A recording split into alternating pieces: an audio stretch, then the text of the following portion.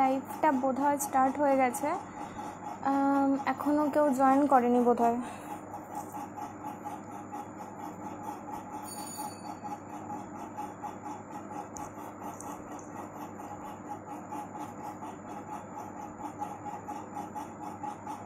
এখনও তো কেউ বোধহয় জয়েন করেনি।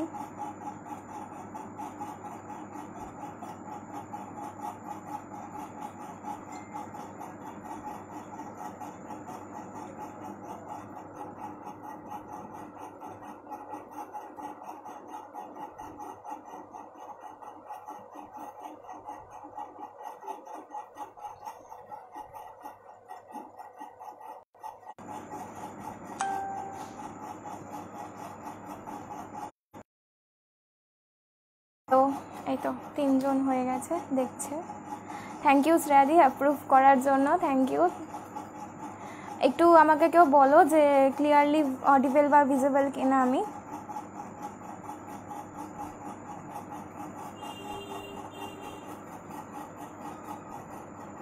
Hello hello Mou Chakraborty, hi. Mayukh Haldar, hi. Hello Debashree Goswami Chakraborty, hi. হ্যাঁ হ্যালো দিদি। Okay okay, thank you. তো আমি এই গ্রুপের একজন নতুন সদস্যা, তো আজকেই আমার ফার্স্ট লাইভ, তো একটু নার্ভাস লাগছে, তো শুরু করছি। আর একটা কথা বলে দিচ্ছি, আমি হয়তো লাইভের মাঝে মাঝে সবার কমেন্টটা পড়বো, কিন্তু গল্প বলাকালীন আমি কমেন্টগুলো পড়তে পারবো না, তো একটু এই জায়গাটা একটু অ্যাডজাস্ট করে নিও তোমরা সবাই। আমি যাদের কমেন্ট গল্পের ফিনিশে আমি কমেন্ট করে দেবো, কমেন্টে রিপ্লাই দিয়ে দেবো। তো আমি গল্পগুলো শুরু করছি তাহলে। প্রথমে আমার নিজের কিছু এক্সপিরিয়েন্স দিয়ে শেয়ার করছি। আমি তখন ভীষণ ছোট, একদমই ছোট বলতে গেলে, ক্লাস 2-3তে পড়ি এরকম। কারণ 2-3তে পড়ি কারণ মনে আছে যে এটা টিফিন পিরিয়ডের পরে বাড়ি এসে তারপরে এই ঘটনাটা আমার সাথে ঘটে। তো আমি পড়তাম, মর্নিং স্কুল ছিল, তো ফিরেছি টিফিন করে বাড়ি এসেছি, মানে টিফিন করে আবার একটা ক্লাস করে বাড়ি এসেছি। তো বাড়ি আসার পরে আমি আমাকে ড্রেস চেঞ্জ করিয়েছে, তখন আমি যেহেতু ছোটো আমি তো আমার ড্রেস চেঞ্জ করিয়েছে। তো ড্রেস চেঞ্জ করে গরমকাল আমি তখন নর্মাল বসে আছি বারান্দায়, দাদুর বা বাবার কোলে, কারোর একটা কোলে আমি বসেছিলাম। ও হ্যাঁ শ্রেয়াদি, ফ্যানের আওয়াজ কমানো যাবে, একটু ওয়েট করো, একটু জাস্ট 1 মিনিট।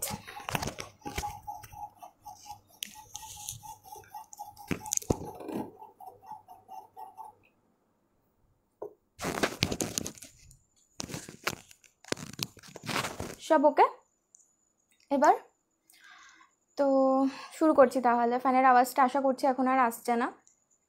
তো এবার যাই হোক, তো আমি বসে আছি এরকম। এবার তো বসে থাকতে থাকতে অনেকক্ষণ পরে আমার মা নোটিস করে যে আমার পিঠের মধ্যে একটা বড় ধরনের স্ক্র্যাচ। তো যাই হোক, এবার ওই স্ক্র্যাচটা এবার ওরকম ভেবে সবাই ভেবেছিল যে হয়তো ঘুমের ঘোরে যেরকম আঁচড় লাগে, অনেকের ওরকম আঁচড় থাকে, তো ও ভেবেছিল যে আমারও অ্যাকচুয়ালি ওইরকম আঁচড় রয়েছে। তা আমিও হয়তো, আমি তো আমার ব্যাক সাইড দেখতে পাচ্ছি না সাধারণত, তো ওরা বলছে, মানে ওরা যেটা বর্ণনা করছে সেটা হচ্ছে একটা ডিপলি স্ক্র্যাচের দাগ, একটা পিঠের শিরদাঁড়ার ঠিক জায়গাটা মাঝামাঝি সাইডে পুরো একটা ডিপলি স্ক্র্যাচ করা, মানে একটা জাস্ট নোকের হালকা আঁচড় যেরকম হয় সেরকম কিন্তু নয়। তো এবার ভাবছে যে হয়তো স্কুলে কেউ কিছু করেছে। আর আমি আগাগোড়াই ছোটোবেলা থেকে শান্ত ছিলাম, ওরকম মারামারি খেলাধুলো কারোর সাথে ওই টাইপের ছিল না। আর যেহেতু ছোটোবেলায় স্কুল ছিল, তো স্কুলটা কোয়েড স্কুল ছিল, তো সে কারণে আর ভেবেছিল হয়তো যে আমি, কিন্তু ওরকম মানে আমি করিনি। সেটা আমার মা বাবা বাড়ির লোক সবাই ভালো খুব জানে যে আমি মারামারি কোনো দিন, মানে টিফিন পিরিয়ডে ওই মা খাইয়ে দিত, ওই টাইমটাই মার সাথে থাকতাম, তারপর বেল পড়ে যেত, ক্লাসরুমে ঢুকে যেতাম, তো সেই সুযোগটা আমার থাকতো না। তো যাই হোক, এবার আমি ভাবছি যে কী সেটা, কারণ আমি তো আমার ব্যাক সাইড দেখতে পাচ্ছি না। তো আমি অনেকক্ষণ ধরে ভাবছি যে আমি তো কিছু করিনি। তো মারা ভাবলো হয়তো কেউ, ওই ছোটোবেলায় হতো না, আমরা মানে পিছনে যে বসে থাকতো সে কোনো বন্ধু ওই পেন দিয়ে জামার মধ্যে দাগ কাটতো, তো হয়তো ওই পেনটা ফুটো হয়ে, মানে জামাটা ফুটো হয়ে কোনোভাবে ওরকমভাবে একটা স্ক্র্যাচ পড়ে গেছে। তো যাই হোক এরকম, কিন্তু আমি জামা খুলিয়েছে আমার, তো মা জামা ফ্রকটা দেখছে তখন স্কুলের যে কোনো দাগ আছে কিনা। না দেখছে ফ্রকের মধ্যে কোনো দাগ নেই, ওরকম কোনো স্ক্র্যাচও নেই, এবং যদি আমার পিঠে পেন দিয়ে চেরারও আওয়াজটা হয় তবে তো ওরকম কোনো মানে থাকবে না জায়গাটা, মানে একটা জাস্ট হালকা পড়বে, কিন্তু ওটা ছিল একদম নোকটা যদি ডিপ করে কেউ মানে চেরে, তো ওরকম একটা জিনিস ছিল। তো যাই হোক, তো সবাই বলছে এরকম কেন, কি হলো, তো ওইটা তখন আমার মাথায় স্টিক করেনি, কারণ আমি ওইটুখানি সময় বাচ্চা, আমি কি আর অত ভালোভাবে বুঝতে পারবো, তো আমি ছেড়ে দিয়েছিলাম। তো আমি পরে পিছনে মানে ঘরে গিয়ে পরে পিছনটা দেখছিলাম আয়না দিয়ে, যে এরকমভাবে ঘুরে ঘুরে ঘাড় ঘুরিয়ে দেখছিলাম যে কি, তো তখন আমি দেখি যে অনেকটাই ড্রিপলি স্ক্র্যাচ। তো যাই হোক, ওরকমভাবে দিন কেটে যায়।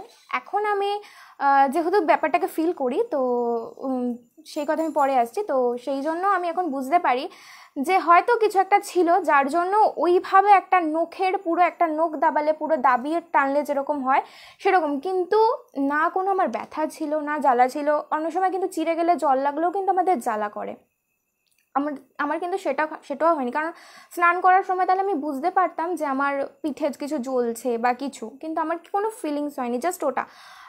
তো এইটা গেছিলো আমার একটা এক্সপিরিয়েন্স। তো এটা আমি এখন বুঝতে পারি, তখন ছোট ছিলাম না, ভয় পেয়েছিলাম না কিছু, কিন্তু এখন মনে পড়লে হয়তো আমার একটু গাটা শিউরে ওঠে যে কিছু একটা তো নিশ্চয়ই হয়েছিল, যার জন্য এরকম একটা দাগ বা কিছু ছিল। তো এটা আমার ফার্স্ট এক্সপিরিয়েন্স একদম ছোটোবেলায় যেটা ঘটে। তারপরে কিছুদিন যাওয়ার পরে আমি আমার না তিয়াশা বিশ্বাস দিদি, কোনো ব্যথা ছিল না, ব্যথা জ্বালা কিছুই ছিল না, জাস্ট আমি ওটা ফিল করেছিলাম যে ওটা ওরকম ছিল, আর এটা এখন বুঝতে পারছি যে হয়তো ওটা কিছু ওরকম ছিল, কিন্তু তার জন্য কোনো ব্যথা জ্বালা কিছুই হয়নি। তো যাই হোক, এবার এটা তার কয়েক বছর পরের ঘটনা। তখন আমি আমার পিসিদের সাথে শুতে শুরু করি, ঘুমাই আর কি রাত্রিবেলা। তো আমি বরাবরই একটু মানে ভীতু টাইপের, ভীতু বলতে কি ওরকম না, মানে আমার ভূত জিনিসটা, মানে ভূত বলো বা যাই বলো, আমার এই জিনিসটা একটুখানি বেশি একটু ভাবতাম এগুলোকে নিয়ে। তো যাই হোক, তো সেই জন্য আমি সবসময় প্রেফার করতাম যে কারোর দুজনের মাঝখানে যদি শুই তাহলে আমার কিছু হবে না। তো এইটা নিয়ে আমি খুব এসেছিলাম, তো ভাবতাম যে আমি এভাবেই শোবো। তো আমি ওই জন্য ওই দুজন মানে আমার ছোটো পিসি আর মেজো পিসির দুজনের মাঝখানে শুতাম। তো এরকম শুতাম। তো তখন কি হবে, ক্লাস আমি 4-5 এরকম পড়ি, তার মানে কিছুদিনের কথা। 4-5 পরে এরকম সময় তখন আমি শুচ্ছি রাত্রিবেলা, তখন মানে রাত্রিবেলা না, রোজ 11টা 11:30 হলেই একটা ঘুঙুরের আওয়াজ আমার খুব কানে ভাসতো, ঘুঙুরের আওয়াজ, স্পষ্ট, নুপুরের নয়, ঘুঙুরেরই আওয়াজ। তো আমি ভাবতাম যে এত রাত্রে ঘুঙুরের আওয়াজ কোথা থেকে আসছে।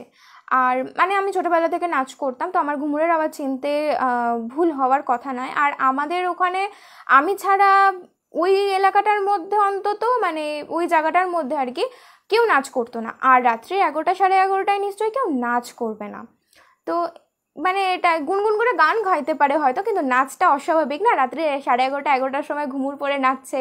তো যাই হোক, বাড়ির লোকও একটুখানি অকওয়ার্ড ফিল করবে, তো কেউই নিশ্চয়ই নাচবে না। তো যাই হোক, তো আমাদের শীতকালেও বেশি ভালো স্পষ্ট শোনা যেত, যেহেতু গরমকালে কি আমাদের বাড়িতে সবারই ফ্যান চলে, তো কারোর আওয়াজ পাশের ঘর থেকেও শোনা যায় না। তো শীতকালে সেটা কি হয়, একদম নিস্তব্ধ থাকে, ভালোভাবে শোনা যায় সেটা।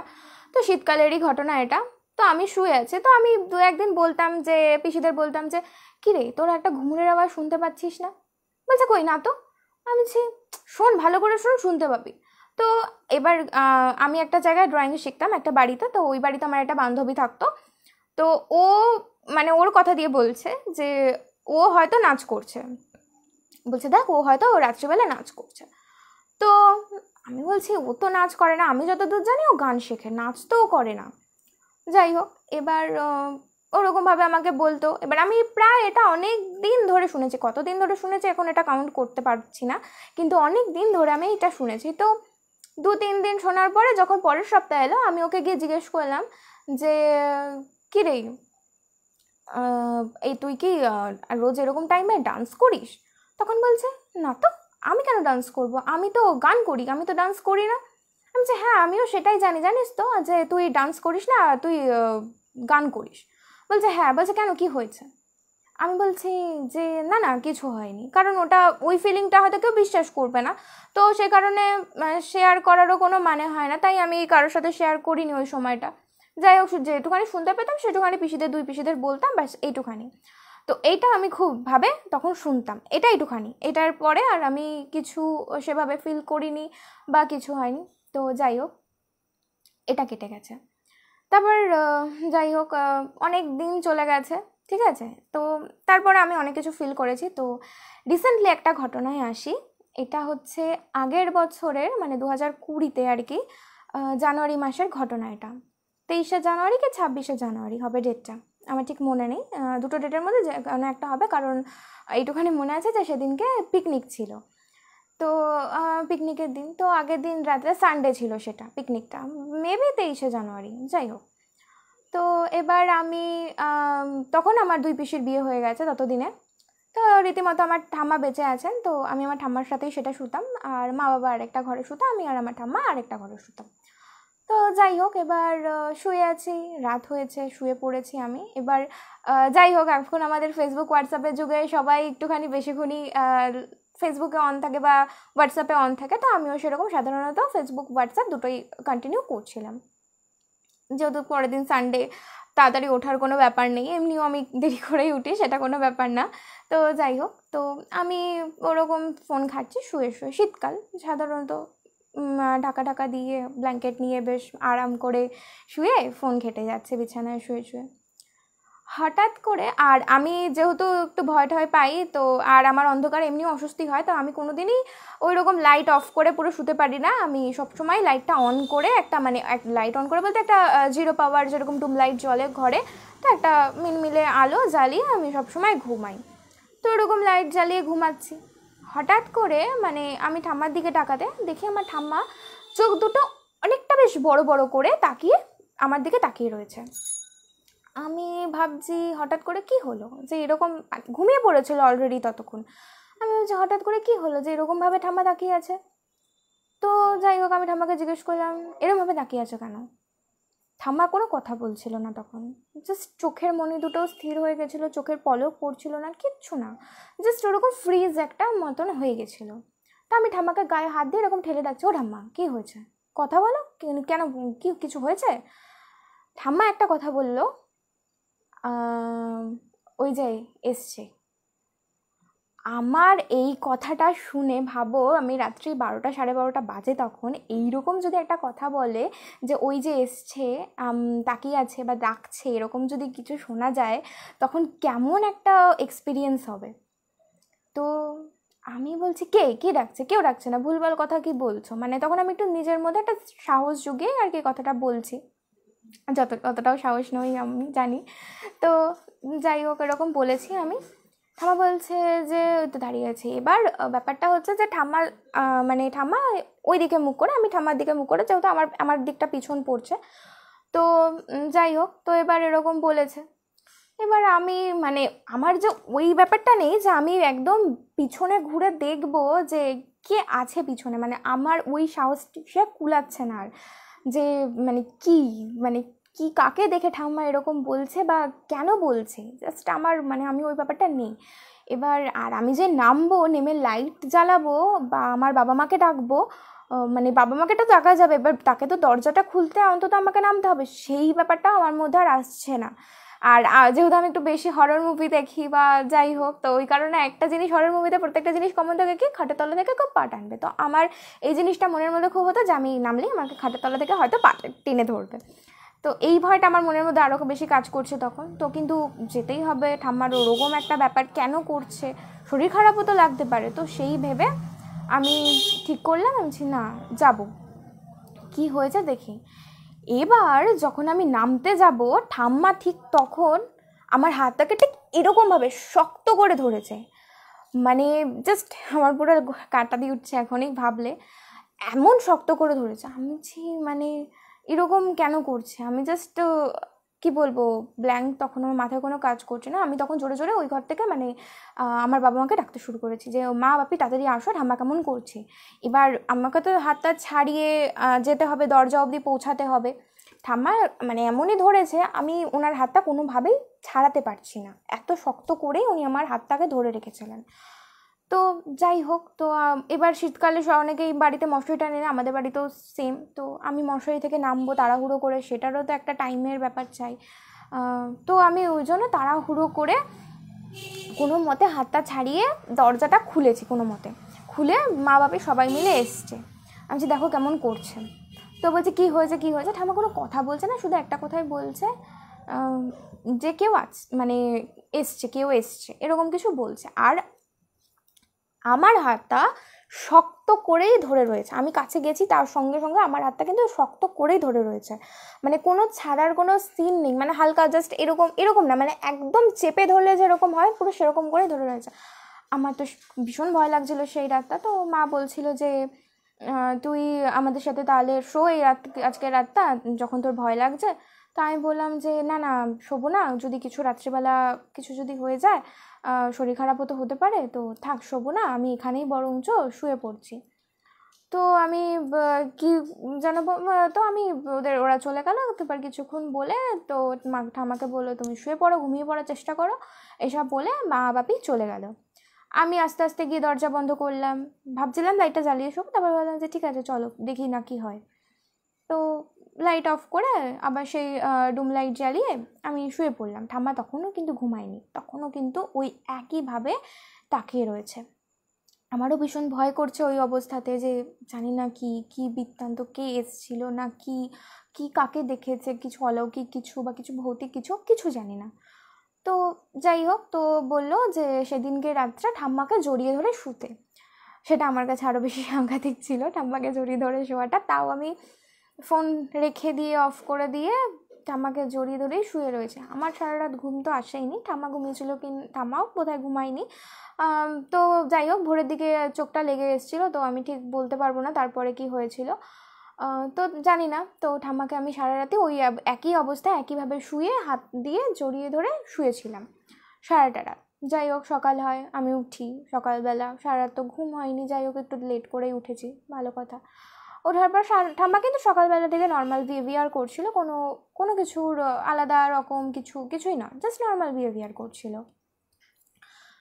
নর্মাল কথা বলছিল, সমস্ত যা কাজ করে তাই। চারুলতা, বেশি গল্প হয়নি, জাস্ট সেকেন্ড গল্প থার্ড গল্পটা শুরু করেছি, দুটো গল্প বলেছি এর আগে। তো যাই হোক, না না কি একদম দেরি হয়নি গো, তুমি এসে আরও অনেক ভয়ের গল্প আছে, শুনতে থাকো। তো যাই হোক, এবার আমি কোথায় ছিলাম, তো এরকম এবার ঠাম্মা সকালবেলা থেকে নর্মাল যে সমস্ত কাজ করে, রবিবার দিন সবারই তো বাজার হয়, চিকেন মাটন বা মাছ সবার বাড়িতেই হয়, তো আমারও সেরকম এনেছিল। যাই হোক, এবার আমি সকালবেলা উঠেছি, আমার যেহেতু সকালবেলা থেকেই একদম পিকনিকে চলে যাওয়ার কথা, সকাল থেকে রাত অবধি আমার পিকনিক পাড়ার মধ্যেই একদম একটা কাকিমার বাড়িতে, সারাদিন আমার ওখানেও ফ্রেন্ডসরা রয়েছে, ওদেরকে নিয়ে একসাথে পিকনিক। তো আমার যাওয়ার কথা, কিন্তু আমার যেতে ইচ্ছা করছে না, কিন্তু কী করবে, টাকা দেওয়া হয়ে গেছে, আর একটু ভাবলাম যাই ঘুরেও আসি, একদম তো বাড়ির সামনে, কিছু হলেও চট করে চলে আসতে পারবে, জাস্ট 2 মিনিটের রাস্তা আর কি এরকম। তো তা বলে আমি সকালবেলা স্নান টান করিনি, মানে এমনি ব্রেকফাস্টটা করে ভেবেছি আসবো, বাড়িতে স্নান করেও যাবো আর দেখেও যাবো, তারপর আবার লাঞ্চের টাইমে চলে যাবো, তো এরকম। আমি এবার সকালবেলা উঠে ফ্রেশ হয়ে চলে গেছি, তখন না দেখি তখন নর্মাল সবজি কাটছে, আটা মাখছে, এইসব অ্যাক্টিভিটি ঠাম্মা যেরকম রবিবার যা করে সেগুলোই ঠাম্মা করছে। তো আমি চলে গিয়ে এবার খাচ্ছি, এবার পুকুর পাড়ে বসে ওদের সাথে গল্পটা শেয়ার করছি যে এই হয়েছে কালকে রাত্রির থেকে। তো ওরা বলছে যে তুই বলেছিলিস, আমি হলে তো থাকতামই না। আমি যেটা কিছু করার ছিল না, থাকতেই হতো, যদি রাত্রিবেলা কিছু হতো তখন একটা ভীষণ বাজে ব্যাপার হয়ে যেত, তার জন্যই আমি ছিলাম। যাই হোক, এখন যা হয়েছে। তো আমাদের বাড়ির সামনে একজন মঙ্গলচণ্ডীর একটা মন্দির আছে, তো সবাই বলে যে ওখান থেকে তাহলে কালকে ঝাড়িয়ে নিস। হ্যাঁ, কালকে একবার অবশ্যই নিয়ে যাবো, কারণ রবিবার তো এইসব হয় না, ঝাড়ানো, তো আমি পরের দিন নিয়ে যাব। তো বললো যে ঠিক আছে। এবার এই করে আমি পিকনিক গেলাম, খেলাম দিলাম, খেয়ে দিয়ে বাড়ি এসেছি। এবার বাড়ি এসে ঠাম্মা তখন, মানে আমি যখন স্নান করতে এসেছি, ঠাম্মা তখন মাছ ধুচ্ছিল কলপাড়ে বসে। তো আমি বাপিকে জিজ্ঞেস করলাম যে কিছু কি বলেছে, তখন বলছে কি বলছে, আমি যে কিছু কি বলছে ঠাম্মা আলাদা করে কিছু, যে কি এসেছিলো, কি কালকে কি দেখেছে, এরকম কিছু বলেছে? তখন বলছে না। আমি যে জিজ্ঞেস করে তো কিছু হয়েছে কি না, ও ঠাম্মা এরকম মানে ঠাম্মাকে এরকম যখন জিজ্ঞেস করছে বাপি যে কালকে কী হয়েছিল, তখন বলছে ওই মা এসছিল। মানে মা এসছিল কথাটা মিনস মানে কালী মা দুর্গা মা হতেই পারে, সেটা কথা না, বা ঠাম্মা নিজের মাও হতে পারে, এবং কোন মা আমি জানি না, বা কী রূপে এসেছিল সেটাও আমি জানি না। তাই গল্পটা ভৌতিক বা অলৌকিক আমি মানে জাস্ট তোমাদের ওপর বিচার করার ভার ছেড়ে দিচ্ছে, আমি নিজেও জানি না এটা। তো তখন বলছে যে আর তার কিছুদিন আগেই কিন্তু আমার মেজো পিসির বাড়িতে কার্তিক পুজো ছিল, সেখান থেকে ঠাম্মা ঘুরে এসছে। তখন বাপি এরকম জিজ্ঞেস করেছে যে মানে তুমি এরকম তো বর্ণাদের বাড়িতে মানে জাস্ট মনে করানোর চেষ্টা করছে কিছু অ্যাক্টিভিটি হয়তো। তখন বলছে কই আমি তো যাইনি বর্ণাদের বাড়িতে, আমি তো অনেক দিন যাই না। মানে ঠাম্মা যে গেছে কার্তিক পুজোয় ওটা ঠাম্মার মনেই নেই, মানে জাস্ট মাথা থেকে বেরিয়ে গেছে। বাপি বলছে 1 সপ্তাহ থেকে এলে তুমি, তোমার মনে নেই? বলে কই কোথাও আমি থাকিনি তো 1 সপ্তাহ, আমি তো যাইনি। আমার কথাটা শুনে একটু অবাক লাগলো, মানে এতটাও ঠাম্মার বয়স হয়নি যে পুরো 1 সপ্তাহের কথাই ভুলে যাবে, স্মৃতিশক্তি ভুলে যাবে বা কিছু এরকম হওয়ার কোনো কথাই না। তখন বলছে মানে কেন কী হয়েছে? ঠাম্মা তখন বলে উঠলো এই ক্যান্সার হয়েছে বোধ হয় আমার, জানিস তো। ঠাম্মার কিন্তু এরকম কোনো সিমটম নেই বা এরকম কিছু হওয়ার কথাও না, একদম ফিট মানুষ। তো বাপি বলছে হ্যাঁ ক্যান্সার কী হবে তোমার? তখন ঠাম্মা বলছে হ্যাঁ আমার ক্যান্সার হয়েছে তো। মানে কী বৃত্তান্ত, কেন, কী জিনিস জানি না। তো আমি অবাক হয়ে তাকিয়ে রয়েছি যে এই কথাগুলো একটা সাধারণ মানুষ কী করে বলতে পারে যে আমার ক্যান্সার হয়েছে এতটা জোর দিয়ে। নর্মালি কিছু হলে আমার ক্যান্সার হয়েছে আমি মরে যাবো, এটা অনেকেই বলে থাকে বা যাই হোক। কিন্তু একটা সুস্থ সবল মানুষ, কিছু হয়নি, কোনো ঝগড়াঝাটি হয়নি, কোনো মনোমালিন্য হয়নি, কিছুই হয়নি, তো হঠাৎ করে বলবে যে আমার ক্যান্সার হয়েছে, তাও আবার এতটা জোর দিয়ে, অস্বাভাবিক। তো আমি স্নান টান করে আবার পিকনিকে চলে গেছি। যাই হোক, এবার পিকনিকে চলে যাওয়ার পরে আমি খেয়েছি দিয়েছি দুপুরবেলায়, বিকালবেলার দিকে আমি বাড়িতে ব্যাক করেছি। আবার রাত্রিবেলা যাবো, অতটা টাইম একসাথে কাটাবো, দেখেও আসি ঠাম্মা কী করছে বলে আমি বাড়িতে চলে এসেছি। তো আসার পর এসে পর আমার না মনটা কোনোভাবেই আর সায় দিচ্ছে না যে আমি আবার রাত্রিবেলার পিকনিকে ওখানে খেতে যাই। আমার ভালো লাগছে না, কোনোভাবেই ভালো লাগছে না। মনটা কেমন যেন একটা লাগছে যে যাবো আবার যাবো, কিছু যদি হয় আমার মনের মধ্যে এটাই ঘুরছে। তো আমাদের ঘরে যেহেতু টিভি ছিল, তোর মা বাপি ঠাম্মা 3 জনে মিলে একসাথে টিভি দেখছিলো। তো আমি ভাবলাম যে আমি আর থাক, তাহলে আমি আর যাবো না, আমি বরং এখানেই থেকে যাই বলে আমি বাড়িতেই থাকলাম। ওদেরকে ফোন করে বলে দিলাম যে দেখ এরকম এরকম ব্যাপার, বুঝতেই পারছিস তো, আমি আর আজকে যাব না, আমি বরং থাক তোরাই বরং রাত্রেটা এনজয় কর, আমি পরে তোদের সাথে মিট করে নেবো কোনো এক সময়। বলে আচ্ছা ঠিক আছে, যেহেতু ওরা সব ব্যাপারটা জানতো তাই ওরা আবার জোর করলো না। এবার আমি ফ্রেশ হয়ে চেঞ্জ করে বসেছি খাটে। যেই বসেছি মানে বসার পর ঠাম্মা সর্বদাই আমি কোথাও বসলে ঠাম্মা আমার পাশে বসে সব সময়। এটা শুধু টিভি দেখতে বসার সময় না, খেতে বসার সময় হোক, যে কোনো সময় হোক ঠাম্মা আমার সবসময় পাশে থাকে আর কি। তো যখনও বসেছি ঠাম্মা নিজে দুটো হাত দিয়ে আমার হাতটা খুব শক্ত করে চেপে ধরে রয়েছে, ভীষণ শক্ত করে চেপে ধরে রয়েছে। মানে তখনও হয়তো ঠাম্মার কোথাও একটা কাজ করছিল যে ঠাম্মাকে কেউ ডাকছে, হয়তো সেটা একা থাকলে কিছু একটা হতে পারতো, হয়তো একা রাখিনি বলে একটা হয়তো অনেক বড় বিপদের থেকে বেঁচেছে বা কিছু হয়তো। সবটাই এখন আমার মনের কল্পনা, এখন এটা তো আর বলার যায় না ওরকমভাবে কী হয়েছিল সেদিন বা কেন। তো যাই হোক, যথারীতি রবিবারটাও আমি ঠাম্মার সাথে কাটাই। আমার ভীষণই ভয় লাগে রাতটা কাটাতে। পরের দিন সকালবেলা উঠি, পড়াতে যাওয়ার থাকে আমার, পড়িয়ে এসে ঠাম্মাকে আমি মঙ্গলচণ্ডীর ওই মন্দিরে ঝাড়তে নিয়ে যাব। কিন্তু কোইন্সিডেন্টলি সেদিনকে উনি খুব তাড়াতাড়ি পুজো দিয়ে ফেলেন, যার জন্য ঠাম্মাকে আমার আর ঝাড়াতে নিয়ে যাওয়া হয়নি। তো যাই হোক, তো এবার আসে মঙ্গলবার আমি গেলাম ঠাম্মাকে নিয়ে, পড়াতে অফ করলাম যে যদি আজকেও মিস হয়ে যায়, যদি এরপর এত দেরি হয়ে যাচ্ছে, কিছু যদি হয়ে যায় তো কি হবে। তো সে কারণে আমি পড়ানোটাই অফ করলাম ঠাম্মাকে নিয়ে যাব বলে। ঠাম্মাকে নিয়ে গেলাম, ঠাম্মাকে নিয়ে যাওয়ার পরে মন্দিরে আর কি নিয়ে গেছি, বাট উনি পুজো টুজো করে ঝাড়াবেন, ওনার ব্যাপার। এবার ঝাড়ানো হয়ে গেছে। তো আমি কিছু জিজ্ঞেস করিনি, কারণ আমার তখন না মাথায় অত কিছু স্ট্রাইক করেন যে কী জিজ্ঞেস করবো, কেন, মানে কিছু যদি বলে, কারণ ফার্স্ট টাইম আমি কাউকে নিয়ে গেছি। আমাকে হয়তো ছোটোবেলায় মা ঠাম্মা বাবা অনেকে হয়তো নিয়ে গেছে, কিন্তু আমি কাউকে ফার্স্ট টাইম নিয়ে গেছি, এটা মানে এরকম। আর আমার না ওরকমভাবে মানে আমি জিজ্ঞাসা করতে পারি না, এরকম কিছু হলে অত মানে ওই ব্যাপারটা আমার মধ্যে থাকে না তখন নিজে একটুখানি হতভম্ব হয়ে যায় যে কি বলবো না বলবো। তো তো যাই হোক, এবার ঠাম্মা যখন বেরোচ্ছে আমি বলছি যে তুমি কিছু কি বুঝলে, কি হয়েছিল না হয়েছিল, আমি আবার রিপিট করি। ঠাম্মা তখন বলছে জানিস তো যখন বেরোচ্ছি না গাটা আমার পুরো ভারী হয়ে যাচ্ছে, আমি বেরিয়ে আসতে পারছি না মন্দির থেকে। আমি বলছি তাই? বলছে হ্যাঁ।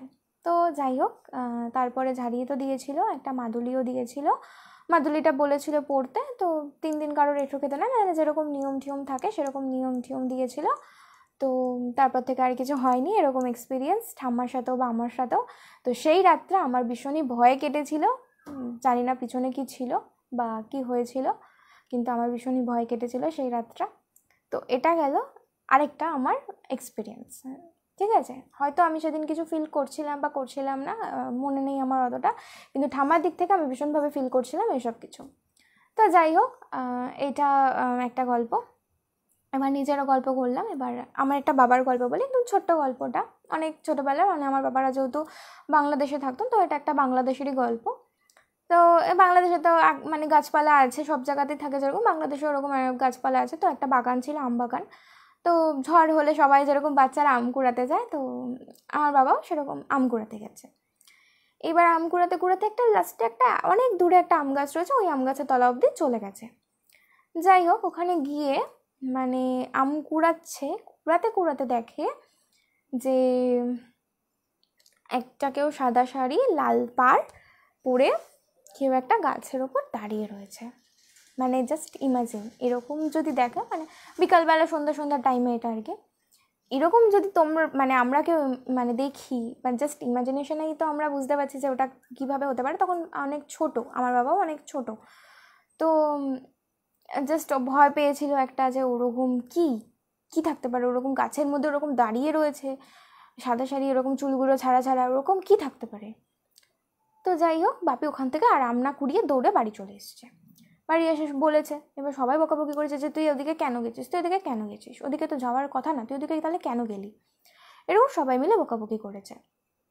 যাই হোক, তো এবার একজন তাদের মধ্যে থেকে বলেছে যে ওখানে তো ওই গাছটার মধ্যে তো লক্ষ্মী আছে বলেছে। এবার লক্ষ্মী না অন্য কিছু সেটা তো এখন বলতে পারবো না, আমি তো বলতে পারবো না, কারণ আমার বাবা মানে ছোটোবেলার গল্প, তা আমি এখন কি করে বলবো সেটা।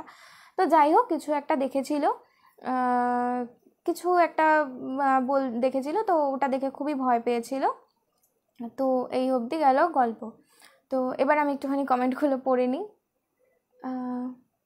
মুনু বাসু আর কি, খুব ভয়ের ব্যাপার, খুব সুন্দর গল্প বলছেন, থ্যাংক ইউ দাদা বা দিদি, যাই হোক আমি ঠিক জানি না, কারণ আমি আজকে সম্পূর্ণভাবে নতুন, তো একটু চিনতে সবাইকে সময় লাগবে, যদি ভুল ত্রুটি হয় তাহলে ক্ষমা করে দেবেন। সবাইকে ধন্যবাদ। Charulata hi, hello. সায়ন্তানি দাস, হ্যাঁ একটু স্ক্যারি ফিল হয়তো তোমাদের হচ্ছে, আমি আরও কিছু আছে। চন্দন দে, খুবই ভয়ের মনে হচ্ছে, হ্যাঁ একটু ভয়ের তো ব্যাপার আছেই। তৃষা রয়, গুড, থ্যাংক ইউ দিদি। ময়ূখ হালদার, বাহ দারুণ লাগছে, ধন্যবাদ, খুব ভালো, হ্যাঁ থ্যাংক ইউ সবাইকে, থ্যাংক ইউ। সোনু মণ্ডল, দারুণ, হ্যাঁ থ্যাংক ইউ। এবার তোর গল্পটাতেই আসছে, মানে তোর না আর কি, তোর বাবার গল্পতে আসছি আর কি, কাকুর একটা গল্প নিয়ে। তো এবার গল্প বলি, এটা আমার ফ্যামিলির মধ্যে বললাম, আর একটু বাইরের কারোর গল্প বলি। এরকম মানে সে আমার লাইফটা এখনও দেখছে। তো যাই হোক, তোর গল্পটাই বলছি, তো দেখতে থাক। তখন মানে এটা অনেক বছর আগের গল্প, তখন মানে এটা যখনকার গল্প বলছি তখন মানে খুব জাঁকিয়ে ঠান্ডা পড়তো, ওই সময়কার গল্প। তো যাই হোক, শুভম সরকার হাতে, হ্যাঁ থ্যাংক ইউ দাদা। যাই হোক, চারুলতা, খুব ভালো গল্পগুলো, থ্যাংক ইউ। হ্যাঁ, তো শুরু করছি। তো তখনকার দিনের গল্প, ভীষণ ঠান্ডা পড়তো, এই সময়কার গল্প, মানে বুঝতেই পারছো যে অনেক অনেক বছরই আগের গল্প এটা।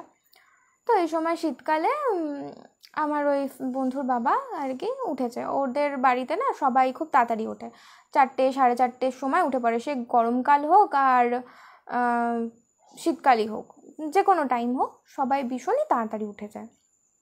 যাই হোক, ওরকমই একটা সকালবেলা ও বাবা উঠেছে, ব্রাশ করছে, তখন ব্রাশ বলতো, ওই অনেকে নিমের দাঁতন দিয়ে, মানে নিমের কাঠি দিয়ে, মানে দাঁতন দিয়ে আর কি মাজতো, দাঁত মাজতো, যাই হোক।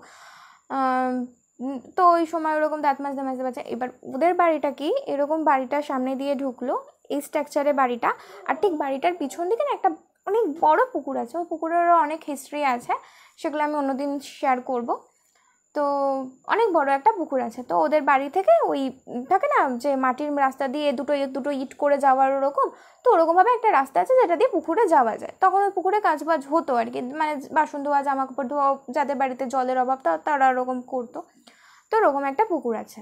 আর ওদের বাড়িটা দিয়ে ঢুকে একটা বারান্দা পড়ে, বারান্দার পরে একটা ঘর, মানে বারান্দার পরে দুটো পাশাপাশি ঘর আছে, আর একটা জায়গা আছে চিলেকোঠা মতো যেরকম ও থাকে, এরকম একটা স্টোর রুম মতো আর কি বলতে পারো, ওই একটা স্টোর রুম মতো আছে। যাই হোক, তো এবার ওর বাবা উঠেছে, এবার উঠে ওরকম নিমের দাঁতন নিয়ে, তখন ওই ওদের পঞ্চায়েত এলাকা, 2 দিন পরপরই কারেন্ট চলে যেত, যাই হোক, তো এখনও যায়। এবার তখন ওরকমভাবে হ্যারিকেন নিয়ে বেরিয়েছে রাস্তা দিয়ে, অন্ধকার ঘুটঘুটে 4টার সময়, শীতকালে বুঝতেই পারছো যে কীরকম ধরনের অন্ধকার থাকে, কোনো আলোর রেশ মাত্রই থাকে না। তখন আমরা মধ্যরাত বলেই ধরে নিই জায়গা, মানে ওরকম একটা অন্ধকার থাকে তখন। তো যাই হোক, তো ওরকম হ্যারিকেন নিয়ে বেরিয়েছে। এবার দেখছে মানে ওনাদের বাড়িতে একজন বুড়ি থাকতো, মানে বয়স্ক মহিলা আর কি, বয়স্কা মহিলা, উনি থাকতেন ওনাদের বাড়িতে, ওই বারান্দার মধ্যে একটা খাটিয়ার মধ্যে শুয়ে থাকতেন। তো দেখছে ঠিক ওনার মতো একজন সাদা শাড়ি পরে ওই ইটের রাস্তাটা ধরে হেঁটে হেঁটে পুকুর ঘাটের দিকে যাচ্ছে। তো ওর বাবা অনেকক্ষণ ধরে, মানে কাকু অনেকক্ষণ ধরে পিছন দিয়ে ডাকছে যে ও বুড়ি কোথায় যাচ্ছ, কোথায় যাচ্ছ, এরকম করে অনেকক্ষণ ধরে ডাকছে, কিন্তু উনি সাড়া দিচ্ছেন না কোনো, উনি ওনার মতো করে হেঁটে চলে যাচ্ছেন।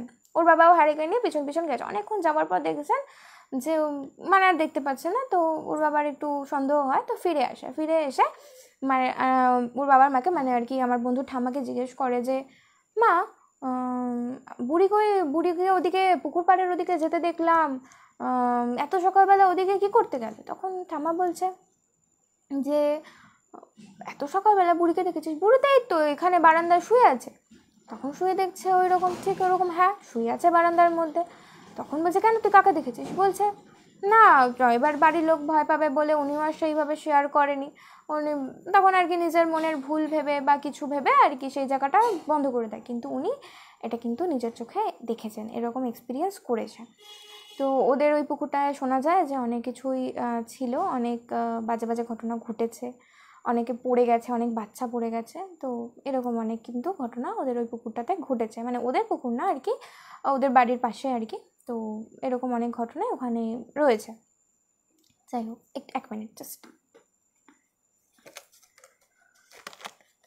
কুহেলি পাল, লক্ষ্মী কখনো গাছে দাঁড়িয়ে থাকে না, ওটা নিশ্চয়ই ভূত ছিল, হবে হয়তো, এটা এখন আমার বাবাই ভালো বলতে পারবে কি ছিল না ছিল। তবে যাই হোক, ওনাকে হয়তো ভয় দেখানোর থেকে ভগবানের একটা ইসা দিয়ে বলেছিল যে ওখানে ওটা লক্ষ্মী, যেহেতু বাচ্চা মানুষ ভয় পেয়ে যাবে, হয়তো সেই কারণে বলেছিল, এই কারণে হয়তো বলেছিল, আর কোনো হয়তো কারণ ছিল না। আমারও মনে হয়েছিল যে ওইভাবে কোনো মানুষ থাকে না, মানে মানুষ বলছি আর কি, কোনো দেবতা বা ওরকম থাকে না। যাই হোক, তো সেটা এখন তাদের এখন অনেক দূরের ব্যাপার, এখন এটা নিয়ে আর ভাবো না। Chiranjit Chatterjee, nice, thank you. Mishti Piu, hi, hello. Gouri Sen, hello, স্বাগতম, হ্যাঁ থ্যাংক ইউ সবাইকে, থ্যাংক ইউ। হ্যাঁ, তো এবার একটা বেশ ভালো একটা জোরদার গল্প নিয়ে আসছি। এবার একটা ছোটো ছোটো এক্সপিরিয়েন্স ছিল, এটা একটু বড় এক্সপিরিয়েন্স, তো তোমাদের সামনে এখন এটা বলি। এটা আমার একটা কাকার এক্সপিরিয়েন্স, ঠিক আছে? তো কাকা বলতে আমার সম্পর্কে হচ্ছে তোমার নিজের কাকা না, আমার ঠাম্মার দাদার ছেলে, তো সম্পর্কে যাই হোক কাকাই হয়। তো ওর এক্সপিরিয়েন্স, ওর মামা বাড়ি চাকদায় পুজো হয়, দুর্গা পুজো হয় প্রতিবারই, ওদের মণ্ডপ আছে, তো ওই মণ্ডপে পুজো হয়। তো যাই হোক, এবার পুজো ওরকম পুজো টুজো হয়, তো ওরা প্রত্যেক বছর পুজোতে ওখানে চলে যায়, এখানে থাকে না, নিজের বাড়িতে থাকে না, মামা বাড়িতে চলে যায়। তো ওই সময় ওর মামা বাড়িতে পুজো টুজো হওয়ার পরে ওর মানে মামা বাড়ি থেকে 4 চাকার গাড়ি কিনেছিল। তো আমার কাকা তখন ড্রাইভিং অতটা জানে না, তো এবার ও যে বড় মামার ছেলে ছিল, তো ওই দাদাটা বলেছিল আর কি যে চল তোকে নিয়ে ড্রাইভে যাই রাত্রিবেলা, লং ড্রাইভে। তো ওদিকার রাস্তা মানে একটু ওদের মা বাড়িটা পেরোলে রোডে উঠছে।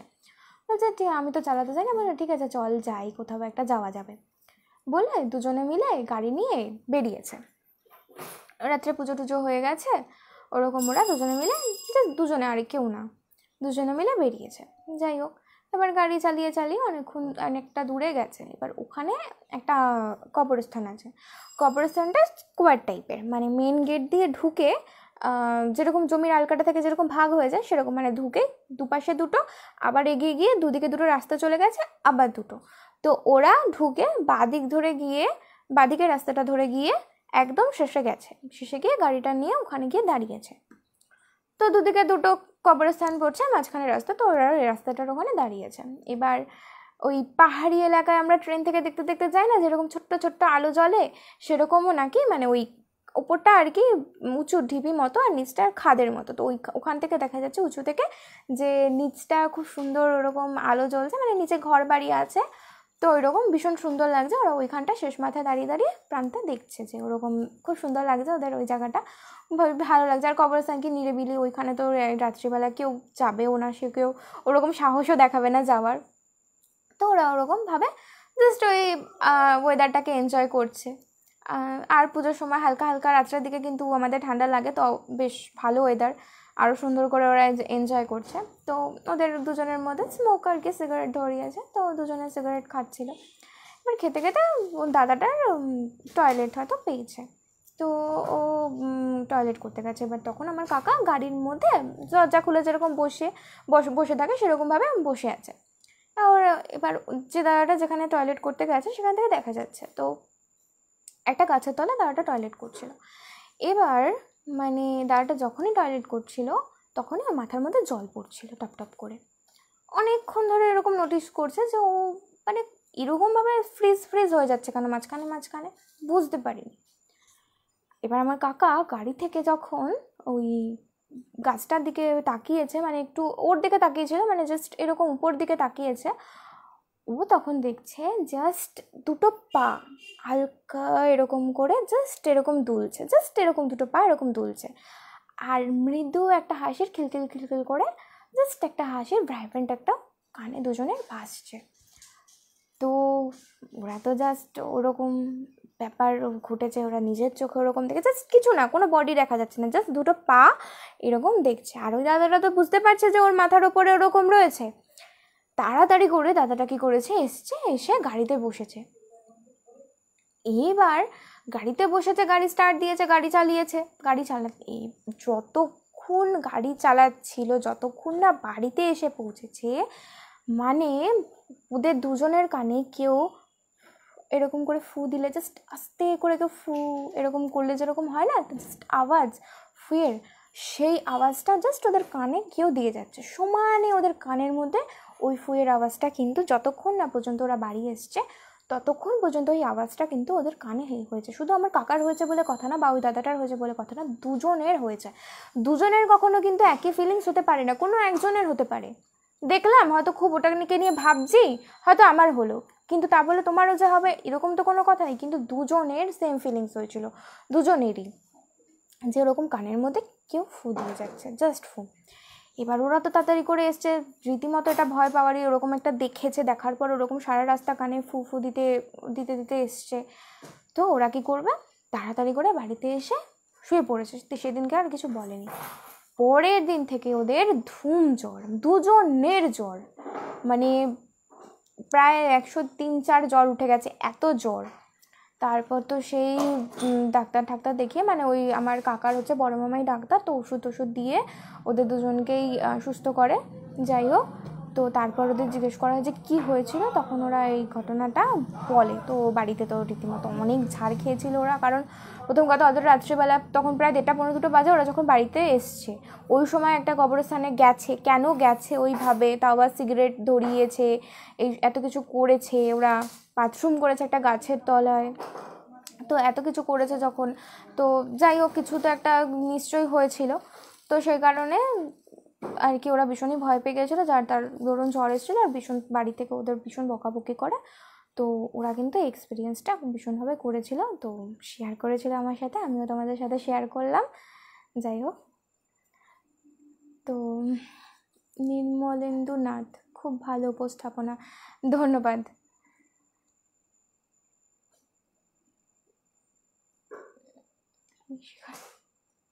রোহন বিশ্বাস, বাবা আমি যেতে পারছি না, কাকিমাকে নিয়ে যা, না হলে দিদাকে নিয়ে যা, একা একা ভয় পেলে। যাই হোক, তুই তো এমনি ভয় পাস, দিদার সাথে রাত্রিবেলা ঘুমাস। তো এইবার আসি আরেকটা নেক্সট গল্পে, এটাও কবরস্থান রিলেটেড। এটা আমার দাদার এক বন্ধুর এক্সপিরিয়েন্স। দাদা তখন আর কি ক্যাটারিংয়ে কাজ করতো। এবার ক্যাটারিংয়ে কাজ করলে তো জানোই যে কতটা কি দেরি হয় ক্যাটারিংয়ে কাজ করলে, অনেকটাই দেরি হয়ে যায়, অনেক সময় তাড়াতাড়িও হয়ে যায় লোকজন কম থাকলে অনুষ্ঠান বাড়িতে, আর বেশি থাকলে অনেকটা সময় লেগে যায়। তো সেরকমই একটা দেরি হয়ে গেছিলো, অনেকটাই সময় লেগেছিলো, যার জন্য ওরা একটা রাস্তা দিয়ে আসছিল। সৌমিক সরকার, খুব ভালো হচ্ছে, থ্যাংক ইউ দাদা, ধন্যবাদ। সায়ন্তনী দাস, তোমাকে খুব মিষ্টি দেখতে আর খুব সুন্দর উপস্থাপনা, ধন্যবাদ, থ্যাংক ইউ দিদি, thank you so much. First দিন এসেই আমার এত ভালো লাগছে, কি বলবো। যাই হোক, ভীষণ ভালো লাগছে তোমাদের সাথে, তোমাদের সামনে আসতে পেরেও আর আমার গল্পগুলো শেয়ার করতে পেরেও ভীষণ ভালো লাগছে। তো হ্যাঁ, যাই হোক, কোথায় ছিলাম সেটা বলি, কন্টিনিউ করি, নাহলে আমি ভুলে যাব, আমার একটু সমস্যা আছে, ভুলে যাই আমি কথা বলতে বলতে। তো হ্যাঁ, এবার ওরা ওরকম রাত্রিবেলা করে ফিরছিল। এবার অনেকে কী হয়, ক্যাটারিংয়ের খাবার বেঁচে গেলে অনেকে দেখবে ক্যাটারিং থেকে কিন্তু খাবার দাবার নিয়ে আসে, ক্যাটারিংয়ের ছেলেরা হোক বা যেই হোক, অনেকে কিন্তু হাতে করে নিয়ে আসে। তো ওরকম দুটো দাদাও নিয়ে এসেছিলো। এবার ওদের একটা রেস্ট্রিকশানও ছিল। গৌরী সেন, খুব ভালো লাগছে, থ্যাংক ইউ দিদি। তো না, আর কমেন্ট পড়বো না, একটু সবার কমেন্টটা পড়ে নিলাম, নাহলে সবাই আবার রাগ করবে। তো যাই হোক, সবার কমেন্টটা পড়ে নিলাম, এবার আমি বলছি গল্পটা শেষ করে আবার সবার কমেন্ট পড়বো।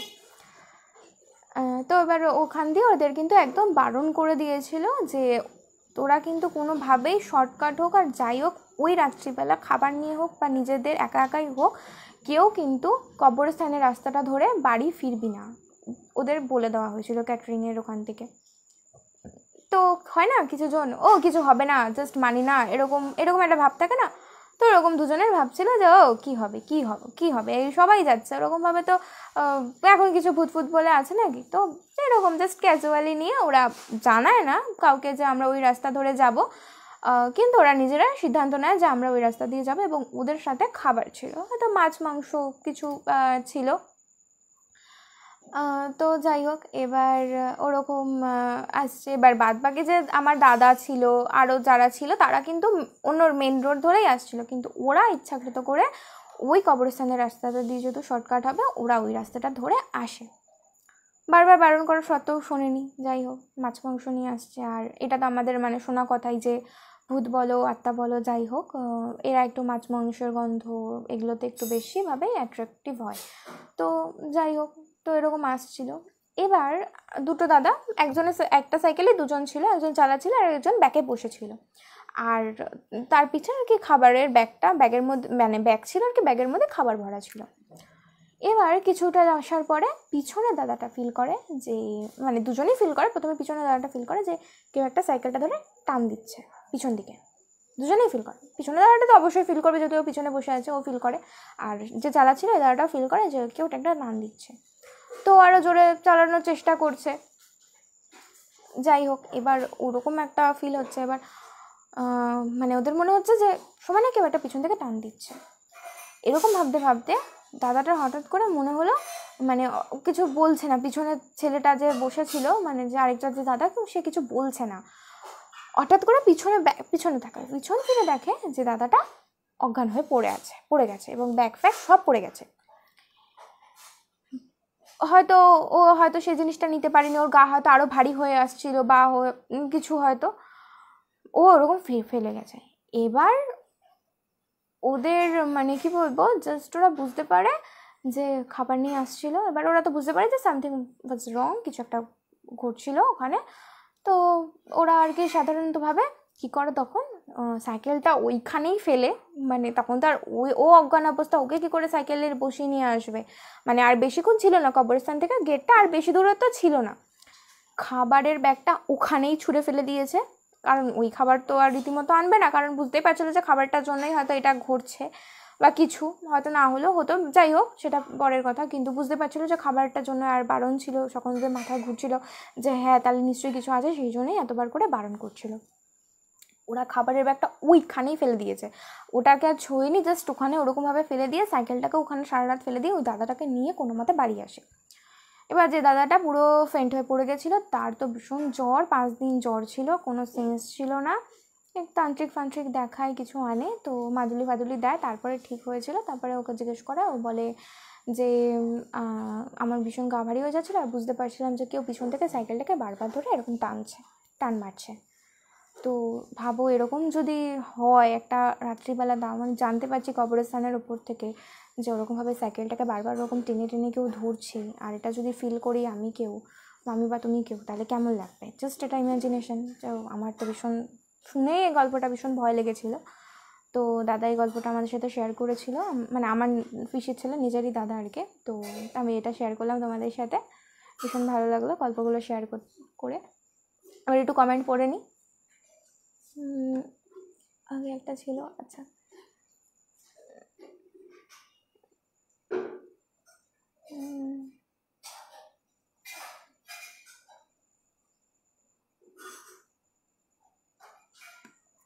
খুব ভালো লাগছে, খুব মিষ্টি একটা মেয়ে তুমি, স্বাতি ভট্টাচার্য। থ্যাংক ইউ দিদি।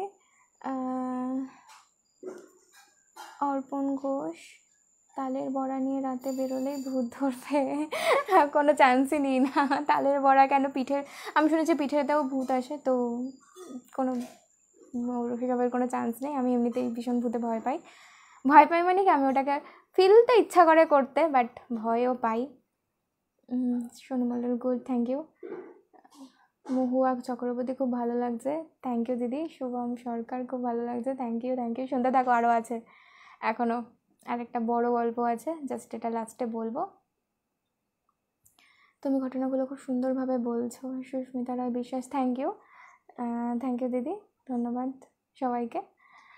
তো বেশি দেরি করছে না, কারণ একটা ইন্টারেস্টিং পার্টে চলছি, একটা ছন্দ কেটে গেলে ভালো লাগবে না তখন, তো একটা ছন্দে চলছি, যখন ছন্দেই চলি।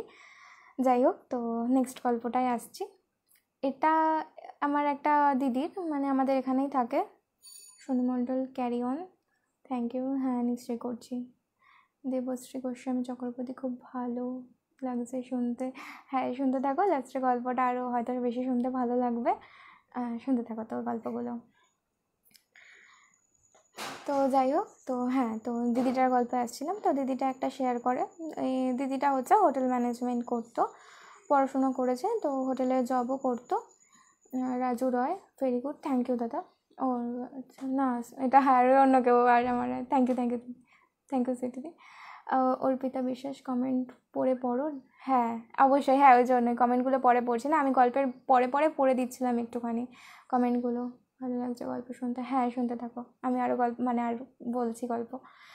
তো যাই হোক, তো ওই দিদিটা আর কি হোটেল ম্যানেজমেন্ট পড়াশুনো করে, যাই হোক সবাই একটা হোটেল ম্যানেজমেন্টে পড়াশুনো করার পর একটা হোটেলে জব পায়। তো ওই দিদিটাও গেছিলো, তো ওই দিদিটার আর কি এটা একটা বান্ধবীর ঘটনা, সেই বান্ধবীটা থেকে ওই দিদিটা শুনেছে, যে কারণে নামগুলো আমার পক্ষে বলা সম্ভব নয়, তবে আমি গল্পের খাতিরে নামগুলো বলে দেবো ক্যারেক্টার অনুযায়ী। তো ওই দিদিটার আর কি বান্ধবীর একটা শেয়ার করেছিল, তো ওই ঘটনাটাই আমি তোমাদেরকে বলছি। গোয়ার ঘটনা এটা। তো গোয়াতে জব করার সময়, মানে গোয়া দুটো পার্ট, যারা গোয়াতে গেছে তারা ভালো করে জানো, একটা সাউথ গোয়া, একটা নর্থ গোয়া। তো দিদিটা আর কি থাকতো হচ্ছে সাউথ গোয়াতে, সাউথ গোয়াতে জব করতো। সাউথ গোয়াতে ওর আর কি রুম ছিল, মানে হোটেল থেকে যে রুম দেয় সেই রুমগুলো ছিল। আর দিদিটার একটা বয়ফ্রেন্ড ছিল, তো ওই বয়ফ্রেন্ডটা থাকতো হচ্ছে নর্থ গোয়াতেও দাদাটার মতো আর কি থাকতো। তো আমি দিদিটার নাম এখানে ধরে নিলাম জুই, আর দাদাটার নাম ধরে নিচ্ছি আকাশ। দুজনের নামটা আমি সাথে ধরে নিচ্ছি, জাস্ট গল্পের সাথে ধরে নাও, কল্পনা করে নিচ্ছি আর কি। তো দিদিটা থাকতো, এবার যেহেতু ওরা গার্লফ্রেন্ড বয়ফ্রেন্ড, একটু আলাদা করে সময় কাটানোর জন্য ওরা কিন্তু আলাদা করে আর একটা বাড়ি ভাড়া করে নিজেরা মধ্যে মতো থাকতো, ফ্রি টাইমে, ছুটির টাইমে সানডে করে বা যাই হোক একটা নিজেদের মতো টাইম স্পেন্ড করার জন্য ওরা থাকতো। তো সাউথ গোয়াতে নর্থ গোয়া এরকম করে। তো এবার দাদাটা হোটেল ম্যানেজমেন্ট করতে করতে, মানে আকাশ তিনি হোটেল ম্যানেজমেন্ট করতে করতে, আমি দাদাই বলছে কারণ আমার থেকে অনেক বড় হবে, তো ওই দাদাটা আর কি হোটেল ম্যানেজমেন্ট করতে করতে একটা জাহাজে যে ক্রুজে চাকরি হয়, তো ক্রুজে ওই হোটেল ডিপার্টমেন্টে মানে ম্যানেজমেন্ট ডিপার্টমেন্টে একটা জব পায়। তো যাই হোক স্যালারি বেশি, আলাদা রকম ঘুরতে পারবে, একটা সবারই আলাদা রকম, তো ওই চাকরিটা সে করে। তো এরকম চাকরি পেয়েছে শুনলে আমরা প্রথমেই আগে ঝাঁপিয়ে পড়ি, ট্রিট দে বন্ধু বান্ধবীরা সবাই, কিন্তু এখন কিছু হলেই বার্থডে হলেও বা কিছু হলেই কিন্তু আমরা আগে ঝাঁপিয়ে পড়ি ট্রিট চাওয়ার জন্য। তো সেরকম দাদারাও জব পেয়েছে, তো ট্রিট চাওয়ার জন্য ঝাঁপিয়ে পড়েছে অবভিয়াসলি। তো সবাই মিলে বন্ধু বান্ধব সবাই মিলে ধরেছে যে ট্রিট দে আমাদের একটা। বলছে আচ্ছা ট্রিট, ওকে ঠিক আছে দেবো। এবার দাদাটা তো একবার চলে গেলে আর আসতে পারবে না, তাই যাওয়ার আগেই ট্রিটটা একটু নয়েজ আসছে, আসলে রাস্তার ধারে তো বাড়িটা, তার জন্য একটু সমস্যা হতে পারে, একটু ম্যানেজ করে নিও সবাই, এটা একটু অ্যাডজাস্ট করে নিও, কিছু করার নেই আমার। এবার তো যাই হোক, হ্যাঁ, তো দাদাটারা ওই ওখানে আর কি বলে যে ঠিক আছে আমি তো চলে যাবো, চলে গেলে তো আমি আর আসতে পারবো না 6 মাস কি 1 বছর, তাহলে আমি যাওয়ার আগে তোদেরকে ট্রিটটা দিয়ে যাবো। তো যথাসাধ্য ওরা বলে যে ঠিক আছে কোনো অসুবিধা নেই, মানে ট্রিট পেতে সবাই ভালোবাসে, তো সেটা আগে হলে আরও বেটার হয়, না চল ঠিক আছে ট্রিট। এবার বন্ধু বান্ধব যারা ছিল তারা সবাই একসাথে ট্রিট নিতে আর কি বলে। তো কোথায় যাবে, তো নর্থ গোয়াটা সুন্দর বেশি, তো ওখানে একটা রুম ওই দাদাটা যেখানে থাকতো ওর ওখানেই কাছাকাছি একটা কটেজ ভাড়া নেয়, মানে যেগুলোতে আর কি রুম হয় না যে অনেক বড়, মানে একসাথে অনেকজন 15-16 জন মতো থাকা যায়, ওই ধরনের একটা রুম ওরা অ্যারেঞ্জ করে, কটেজ মতো আর কি। তো ওখানে ওরা অ্যারেঞ্জ করে, বুক টুক করে। তো ওই দিদিটা মানে জুইদি যার মানে গার্লফ্রেন্ড যে, ওই দিদিটা আর কি মানে তোমার শিফটিং টাইম ছিল, তো ডিউটি টাইম ছিল আর কি। তো ডিউটি টাইম ওর ডিউটি টাইম হচ্ছে দুপুর 3টে থেকে 12টা অবধি, তো 12টার সময় বেরোবে। এবার যেহেতু গোয়ার ওদিকেও আর কি সবসময় একটা বুঝতেই পারছো জনবহুল এলাকা, সবাই ঘুরতে যায় ওদিকে, তো একটা আলাদা রকমই।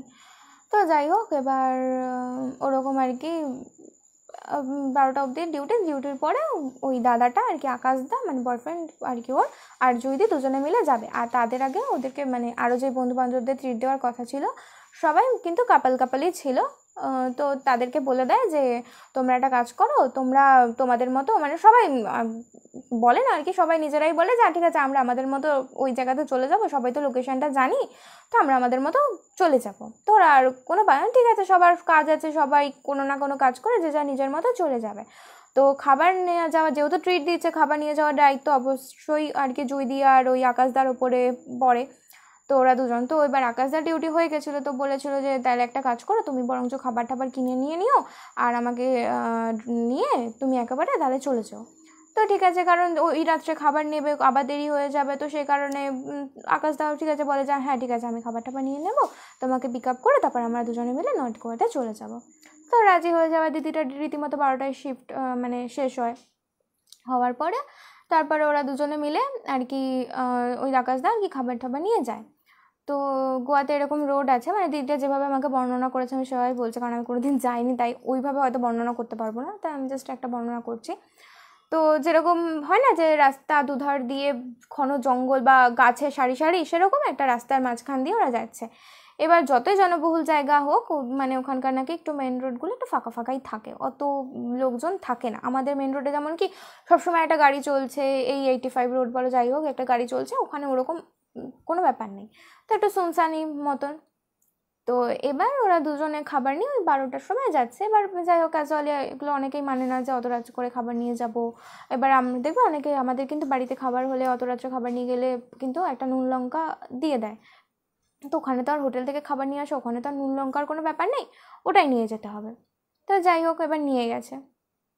এবার যাওয়ার সময় মানে খাবার নিয়ে যাওয়ার সময় দিদিটা না বারবার পিছন দিকে তাকিয়ে ঘুরে ঘুরে দেখছিল ওই রাস্তা দিয়ে যাওয়ার সময়। রাস্তাটা আগেই বললাম যে ওই রকম ফাঁকা ফাঁকা খুবই একটা এরকম এমনি ভয় হওয়ারও ব্যাপার, তো ওরকম বারবার পিছন দিকে দেখছিল। এবার আমি তো বাইক চালাচ্ছি, আমার পিছনে যদি কেউ বসে থাকে বারবার পিছন দিকে দেখে তাহলে বুঝতে পারবো যে সে একটা তো নড়াচড়া করছে, তার একটা বোঝাই যাবে। তো দাদাটা এবার জিজ্ঞেস করে যে তোমার এরকম বারবার তুমি পিছনে কেন ঘুরে দেখছো, কি হয়েছে, কিছু কি সমস্যা?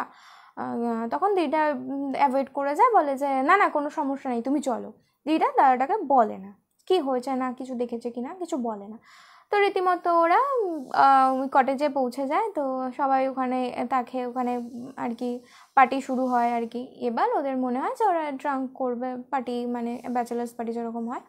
তো ওরা বিয়ার আনতে ভুলে গেছে। তো কী করবে, তো ওই দিদিটার বয়ফ্রেন্ড মানে আকাশদা আর দু একজন বলে যে ঠিক আছে তোমরা থাকো, আমরা তাহলে নিয়ে আসি। এবার ওখানে বারগুলো সবসময় সারা রাত খোলা থাকে। তো যাই হোক গেছে, এবার ওরা কিনতে গেছে। এবার সবাই বসে আছে, এবার দিদিটা এসেই না একটা চুপ হয়ে গেছে আর একটা কোনায় গিয়ে বসে রয়েছে। বসে বসে ও মাথা এরকম এরকম করে জাস্ট এরকম এরকম করে দুলে যাচ্ছে, আর কোনো অ্যাক্টিভিটি না, জাস্ট এরকম এরকম করে দুলে যাচ্ছে। এবার সবাই দেখে যে এরকম কেন করছে। তো একটা দিদি গিয়ে জিজ্ঞেস করে যে কী রে এরকম কেন করছিস, কি হয়েছে?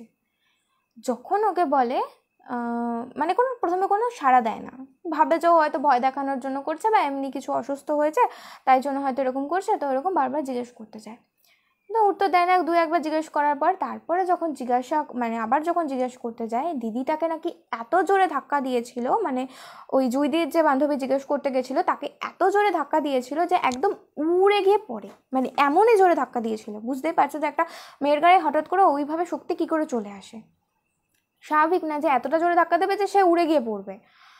তো যাই হোক, এবার ওরকমভাবে উড়ে গিয়ে পড়ছে। তো ওরা বুঝতে পারছে যে কিছু একটা ব্যাপার ঘটছে।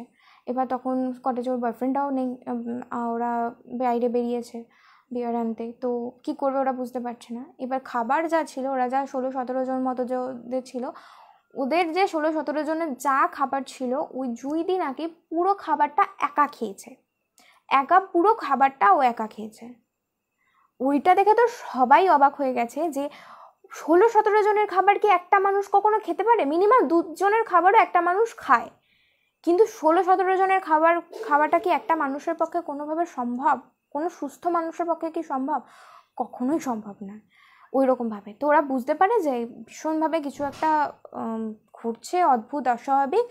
তো ওরা ভীষণই ভয় পেয়ে যায়। তো তখনই ওর বয়ফ্রেন্ডটা আর কি ওরা ঢোকে। তো এরকম বলে যে এরকম, তো ওর বয়ফ্রেন্ড ওরকম বলতে যায় যে কি হয়েছিল, কি হয়েছে তোমার, এরকম তুমি কেন করছো? তো বয়ফ্রেন্ডটাকেও নাকি ভীষণভাবে জোরে ধাক্কা মারে। তো ওরা তো বুঝতে পারে যে এখানে কিছু একটা ঘটছে, এটা পুরো অস্বাভাবিক ব্যাপার। কারণ একটা মেয়ে সবাইকে ওরকম একটা ছেলেকে ধাক্কা দিয়ে সরিয়ে দিচ্ছে, একটা মেয়েকে ধাক্কা দিচ্ছে যে উড়েই পড়ছে, 16-17 জনের খাবার খেয়ে নিচ্ছে, এটা তো জাস্ট হতে পারে না, এটা হওয়াটা একদম অস্বাভাবিক। তো ওরা বুঝতে পারে। তো এবার যাই হোক রাত্রেবেলা ওরকম গেছে, তখন মোটামুটি 2-2:30 বেজে গেছে তখন, ওই রাত্রের কথা। এবার চাওয়া ঠাবার পরে তখন ওরা বলে যে না হবে না, একে তাহলে নিশ্চয়ই ওর কিছু একটা অস্বাভাবিক ঘটেছে, ওকে বাড়ি দেওয়া আসা হবে। কারণ ওরা আর ওখানে রাখতে ওকে রিস্ক পাচ্ছে না, কিন্তু অত রাত্রেবেলা যাবেও বা কী করে। তো ওরা ভোর হওয়ার অপেক্ষা করছে। যখন ভোর হতে না হতেই কিন্তু ওরা ওই বয়ফ্রেন্ডটা তার পরের দিনই আর কি ওই ক্রুজের চাকরি, তো ফ্লাইট ও চলে যাবে জয়েন করার জন্য। তো বয়ফ্রেন্ড তো কোনোভাবেই থাকতে পারবে না, এবার যদি না যায় ফার্স্ট জয়েনিংয়ে যদি যায় তো চাকরি থাকবে না। তো এইসব ভেবে তো বলে যে আমরা চলে যাব ওকে নিয়ে, তো চিন্তা করতে হবে না, তুই চলে যা, বরঞ্চ আমরা ওকে নিয়ে চলে যাব। তো যাই হোক এবার গেল। এবার যাই হোক এবার ওরকম বলেছে, বলা ঠলার পরে তো ভোর হয়ে যায়। ভোরবেলায় যেরকম আমাদের এখান থেকে কি ভোরবেলা দীঘার বাস ছাড়ে, সেরকম ওখান থেকেও ওই গাড়ি ছাড়ে। এবার ওই জুইদির বাড়ি হচ্ছে কর্ণাটকে যাবে। এবার দুটো দিদি আর একটা দাদা বোধহয়, না সরি, একটা দাদা আর দুজন দিদি মিলে, ভুল বলছি, দুটো দাদা আর একটা দিদি, হ্যাঁ, ওরা মিলে ওই দিদিটাকে আর কি দিতে যাবে। তো যাই হোক আবার বাসে উঠেছে, সারা রাত জাগা, কেউ ঘুমায়নি। তো এই দিদিটাকে সবাই ফলো করছে যে ও কি কিছু অ্যাক্টিভিটি চেঞ্জ হয় কি না ওর মধ্যে বা কিছু। তো এরকম অ্যাক্টিভিটি ও কিছু নেই চেঞ্জটা।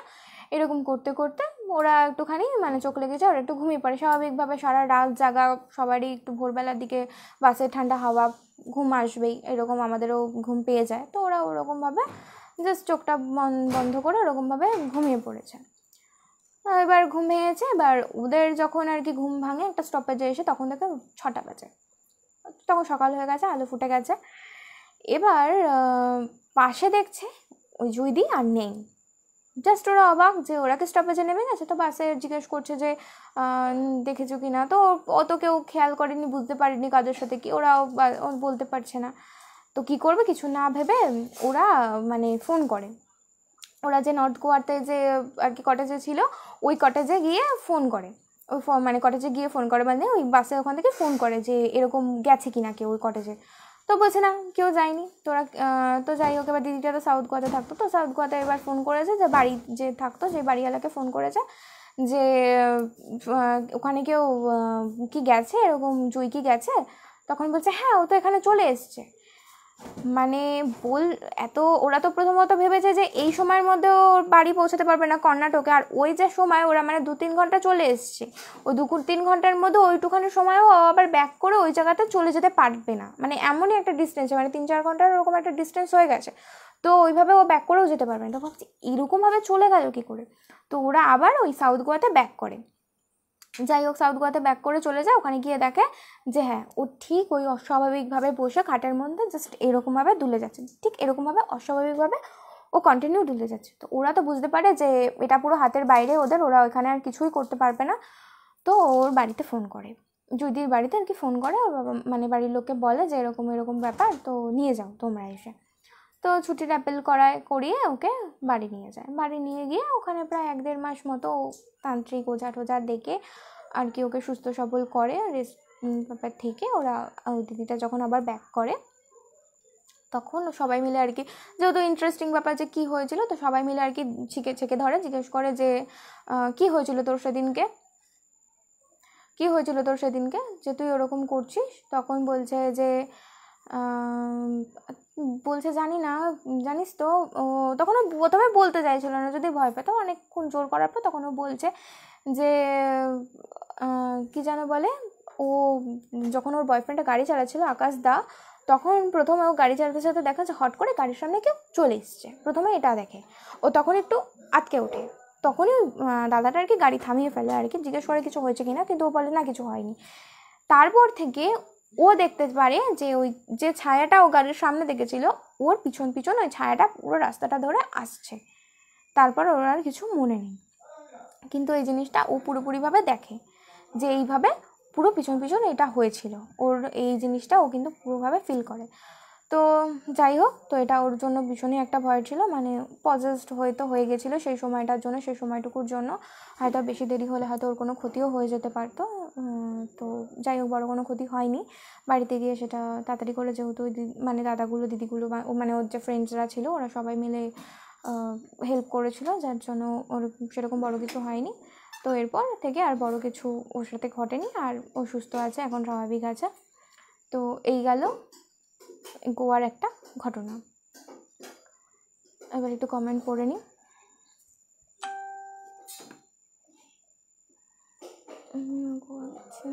আচ্ছা,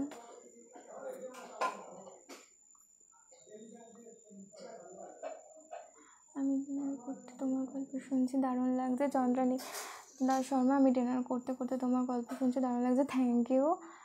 মহেন্দ্রনী গুগল সার্চ করে দেখতে পাবেন, হ্যাঁ দেখে নেব, দেখা হয়নি ওইভাবে। গৌরী সেন, গোয়ার রাস্তা অপূর্ব সুন্দর, ট্রি দিয়ে সাজানো, হ্যাঁ তেমনই বর্ণনা করেছে আমাকে, তেমনই আমি বললাম আর কি, সুন্দর কিন্তু হন্টেডও। হ্যাঁ, গোয়া যাওয়া হয়নি কোনোদিনও, ভবিষ্যতে যাওয়া হবে। যাই হোক, তো গোয়া খুব হন্টেড, হ্যাঁ ভীষণই, আমি তাই দিদিটার থেকেও তাই শুনেছি যে ভীষণই হন্টেড। হ্যাঁ, তো আরেকটা এই দিদিটারই আরেকটা গল্প বলছি। সৌমিক সরকার, ওকে, হ্যাঁ আচ্ছা যাই হোক, তো গোয়ার আরেকটা গল্প বলছি, দিদিটারই গল্প, মানে এই দিদিটা যখন এই অনামিকাদির গল্প আর কি। অঞ্জনা চক্রবর্তী, খুব ভালো লাগছে, থ্যাংক ইউ ধন্যবাদ। তো এই দিদিটার গল্প, গোয়াতে সত্যি, গৌরী সেন, গোয়াতে সত্যি স্পিরিট আছে। হ্যাঁ, এই দিদিটাও বলেছে যে ওইখানে আর কি ওই যেহেতু পর্তুগিজদের একটা ব্যাপার ঘটেছিল, একটা আক্রমণের ব্যাপার, তো ওইখানে তারপর থেকেই নাকি স্পিরিটের একটা ব্যাপার ঘটেছে বলে জানা যায়। তো আমাকেও দিদিটা যে এই বর্ণনাগুলোই করেছিল। তো যাই হোক, তোমার গল্প, স্নেহা দি তোমার গল্প আমি আজ প্রথম প্রথম পারলাম, খুব সুন্দর লাগছে। থ্যাংক ইউ ধন্যবাদ অনেক। যাই হোক, তো নেক্সট গল্প এটা বলেই আমি শেষ করবো আজকের লাইভটা। লাস্ট গল্প, ছোটো, এটা বেশি বড় গল্প না, ছোটো গল্প বলি। এটা আমার মামা বাড়ির একটা গল্প। গোয়ার গল্পটা পরে বলবো, পরে একদিন বলবো। এটা আমার মামা বাড়ির একটা গল্প, ভীষণ ছোটো একটা গল্প। তো মামা বাড়িতে তখন দোতলার ছাদ দিয়েছে আর কি। তো ওই ছাদে কিছু একটা অ্যাসিড ছড়ায় সাদা রঙের, আমি ঠিক নামটা জানি না। তো ওই অ্যাসিড ছাদে ছড়ানো হয়েছে। আর আমার মামা বাড়িতে না ওই মনসা যে গাছগুলো হয়, ওই গাছ আছে আর কি, মনসা গাছগুলো অনেক বড় ওই গাছ, আর অনেক পুরনো গাছ। তো রীতিমতো ওটা পুজো হয়, পুজো করাই হয়, ওটা পুজো হয় ওরকম। আর রুমটা বলছি, মানে আমি একটু বাড়ির বর্ণনাটা দিয়ে দিচ্ছি। এরকম মেন গেটটা দিয়ে ঢুকেই বা সাইডেই হচ্ছে তুলসী মঞ্চ আর মনসা গাছ রয়েছে। আর মেন এন্ট্রান্সটা দিয়ে ঢুকেই আর একটা বড় দরজা পড়ে, যেখান দিয়ে ঢুকেই পাশাপাশি দুটো রুম পড়ে। আর তারপর দিয়ে উঠে যাচ্ছে সিঁড়ি ঘরেও রুম রয়েছে, তারপরে একদম ছাদ, ওখান থেকে আবার সিঁড়ি উঠে ছাদ। তো ওরকমভাবে গেছে আর কি। এবার একদিন, এটা রাতের ঘটনা আর কি। যাই হোক, এবার ওরকমভাবে সবাই শুয়ে পড়েছে। তখন আমার দাদু তখন বেঁচে ছিলেন, আর আমার দাদুই বেশি একটুখানি আধ্যাত্মিক ছিলেন। উনি ভীষণ গল্পগুলো ভালোবাসতেন। যাই হোক, এরকম করে আর কি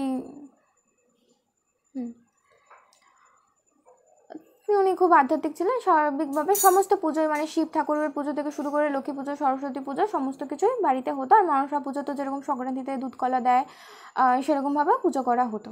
যাই হোক, এবার পুজো আচরা এরকম নিত্য পুজো তো হয়েই থাকে বাড়িতে। হঠাৎ করে একদিন রাত্রিবেলা, মানে নিচে হচ্ছে আমার মেজো মামার একটা ঘর আর বড় মামাদের একটা ঘর। তো শুয়ে আছে তারা সবাই ঘুমিয়ে আছে রাত্রিবেলা, মানে মেজো মামারা ঘুমিয়ে পড়েছে, বড় মামারা একটু লেট করে ঘুমায় রাত্রিবেলা। তো ওরা হয় সামথিং শুয়ে পড়েছিল, ঘুমায়নি বা কিছু। আর মামা বাড়ির মানে চারদিক দিয়ে না এরকম স্কোয়ার করা আছে, মানে গলি মতো আছে একটা, এই ঢুকে এরকম গলি দিয়ে পুরো বাউন্ডারি করে ঘোরা যায়, এরকম একটা ব্যাপার আছে। তো ওই গলি দিয়ে এবার ওই মেজো মামাদের ঘরের পিছনটা ওরকম গলি, বড় মামাদের ঘরের পিছনটাও ওরকম একটা গলি মতো রয়েছে। আর একটা পাঁচিল দেওয়া রয়েছে, খুব বড় পাঁচিল না, একটা ছোটোখাটো একটা পাঁচিল দেওয়া রয়েছে, খুব একটা বড় পাঁচিল নয়। এবার ওরকম ঘুমিয়ে পড়েছে মেজো মামারা। হঠাৎ করে ঘুঙুরের আওয়াজ পাচ্ছে, ওই গলিটা দিয়ে ঘুঙুরের আওয়াজ পাচ্ছে, স্পষ্ট একদম ঘুঙুরের আওয়াজ। এবার কেউ একজন পেতে পারে, কেউ দুজন পেতে পারে। আমার মেজো মামারাও পাচ্ছে, মানে আমার মেজো মামা, ভাই আর মেজো মামিও পাচ্ছে, ওদিকে আমার বড় মামা বড় মামিও পাচ্ছে। কিন্তু যারা ওপরে শুয়ে আছে, মানে আমার দাদু বা আরও আমার ছোটো মামা, তারা কিন্তু কেউ শুনতে পাচ্ছে না। শুধু নিচে যারা রয়েছে, আমার বড় মামা মেজো মামা, ওরাই শুনতে পাচ্ছে। এবার যাই হোক, অত রাত্রে ঘুমুরের আওয়াজ, তখন প্রায় 1:30 এরকম বাজে, 1:45 বাজে। খট করে ঘুমুরের আওয়াজটা উঠতে উঠতে ছাদে উঠে গেল। ছাদ পুরো, মানে মনে হচ্ছে যে ছাদের মধ্যে কেউ ঘুমুর পরে নেচে বেড়াচ্ছে, পুরো ছাদ। তো যাই হোক, ওরা রীতিমতো ভাবছে যে এরকম কি হচ্ছে, মানে ঘুমুরের আওয়াজ কোথা থেকে আসছে, সবারই একটা মনের কৌতূহল। যাই হোক, এবার তো সবাই বেরোয় বলতে আমার বড় মামারা বেরোয় আর কি দেখতে। এবার ভাই যেহেতু ছোটো, ওর আর ইন্টারেস্টিং ব্যাপার, তো ও ওদের সাথে টর্চ নিয়ে বেরিয়ে পিছন দেখেছে, ছাদে ঘুরে এসছে, কাউকে কোথাও দেখতে পায়নি, কিন্তু পুরো ঘুমুরের আওয়াজ। ওরা পেলো, কি আশ্চর্য দেখো, একই বাড়িতে দুজন পেলো, নিচের ঘরে দুজন পেলো, কিন্তু উপরের ঘরে পেলো না, দাদু পেলো না। খুব আশ্চর্য ব্যাপার না এটা, যে সব পেলে তো সবাই পাবে, কিন্তু নিচের ঘরে দুজন পেলো আর বাকিরা কেন পেলো না? যদি একই সময় একই সাথে ঘুমুরের আওয়াজ দুজনের ঘরের লোকে পেয়ে থাকে, তাহলে তারা কেন পাবে না? এটা তো প্রথম একটা প্রশ্ন মাথায় সবারই আসে।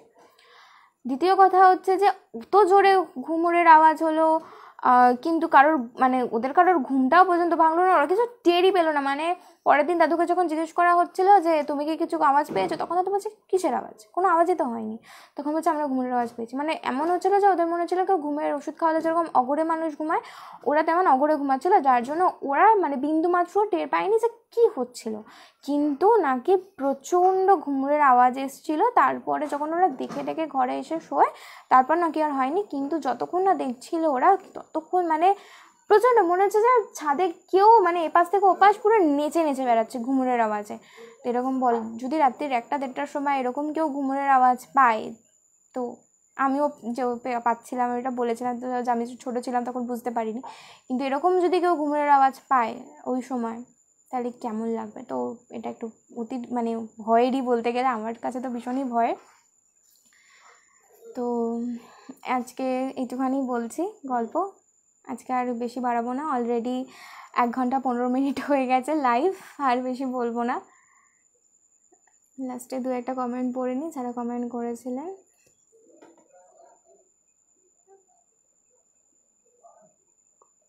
কি আরও ঘটনা আছে নাকি ঘুরতে? হ্যাঁ, ওই রকম ঘটনা বলতে আছে কিছু কিছু ঘটনা। পাঞ্চালি দারুণ সুন্দর সিটি, হবে হয়তো, আমার কোনো দিন যাওয়া হয়নি। সৌভিক, হ্যাঁ সুন্দর, থ্যাংক ইউ। প্রথম দিন হিসাবে খুব ভালো হচ্ছে, thank you Soumik Sarkar, thank you. যখন গল্প বলে যান, কমেন্টস পড়লে ইন্টারেস্ট নষ্ট হয়ে যাবে বাকি শ্রোতার। না, আমি গল্পের মাঝে মাঝে কমেন্টগুলো পড়ছিলাম না, অ্যাকচুয়ালি সবাইকেই তো রিপ্লাই দিতে হয়, তাই আর কি, সেই সূত্রে আমি গল্পের শেষে শেষে করে কমেন্টগুলো পড়ে দিচ্ছিলাম। তো যাই হোক, লাইভটা আমি আজকে এই পর্যন্তই রাখছি। গল্পগুলো আশা করছি সবার খুব ভালো লেগেছে। তো পরে সুযোগ পেলে আবার লাইভে আসবো, আরও অনেক গল্প আছে আমার ঝুলিতে, তো পরে সেগুলো শোনাবো। আজকের মতো এখানেই শেষ করছি।